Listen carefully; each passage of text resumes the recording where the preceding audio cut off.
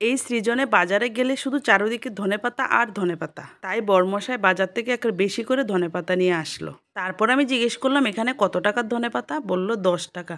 তা আমি বললাম হ্যাঁ মাত্র 10 টাকার ধনেপাতা, 10 টাকা দিয়ে এতগুলো ধনেপাতা, আর 20 টাকার হলে তো পুরো এক বিয়ে খাওয়ানো যেত।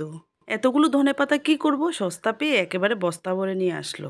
তো মনে মনে ভাবলাম আজ তোমাকে শুধু ধনেপাতা দিয়ে খাওয়াবো। ধনেপাতাগুলো প্রথমে বেছে নিলাম, তারপর ভালো করে পরিষ্কার করে ধুয়ে কুচি কুচি করে কেটে নিলাম। তো কাটতে কাটতে ধনেপাতাগুলো পুরো একতাল হয়ে গেল।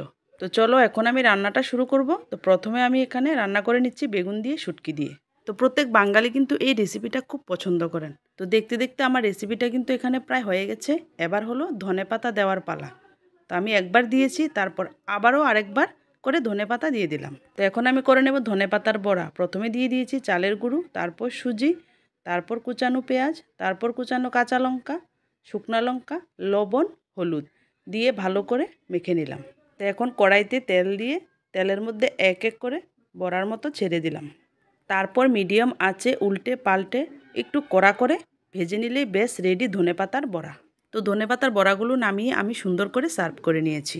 তারপর আমি রান্না করেছি ফুলকপি আলু মাছ দিয়ে, এর মধ্যে ডাবল ডাবল করে দিয়ে দিলাম ধনেপাতা। আজকে ধনেপাতা দিতে একেবারে কিপটামি করব না। তো এখন আমি করব ধনেপাতার বাটা। তার জন্য শিলনোড়ার মধ্যে দিয়ে দিয়েছি ধনেপাতা, তারপর দিয়েছি কয়েকটা কাঁচা লঙ্কা, আর দিয়েছি একটা আস্ত কুচানো পেঁয়াজ। তারপর ঝাঁকানাকা ঝাঁকানাকা করে সুন্দর করে আমি ধনেপাতাগুলো বেটে ফেললাম। তো এতগুলো ধনেপাতা তো আর নষ্ট করা যায় না, তাই আমি এক এক রকমভাবে এইভাবে ধনেপাতা রেসিপি তৈরি করে নিলাম। তো ধনেপাতা ভর্তাটা কিন্তু প্রায় এখানে রেডি। তো সবার শেষে দিয়ে দিলাম নুন। তো নুনটা দেওয়ার পর আর একটু ঝাঁকানাকা ঝাঁকানাকা করে সুন্দর করে বেটে ফেললাম। তো ধনেপাতা ভর্তা কিন্তু আমার এখানে রেডি। তো ভর্তাটাকে এখন আমি একটা বাটির মধ্যে নিয়ে নেব। তো ধনেপাতা দিয়ে রান্নাবান্না কিন্তু আমার শেষ।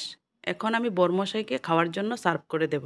তো প্রথমে আমি থালায় ভাত বেড়ে নিয়েছি, তারপর দিয়ে দিয়েছি ধনেপাতা ভর্তা, তারপর ধনেপাতা বড়া, তারপর দিয়ে দিয়েছি শুটকি দিয়ে বেগুন দিয়ে ধনেপাতা, তারপর ফুলকপি আলু মাছ দিয়ে ধনেপাতা, তারপর সয়াবিন আলু দিয়ে ধনেপাতা দিয়ে, তারপর ভাতের উপরও দিয়ে দিয়েছি কয়েকটা কাঁচা ধনেপাতা।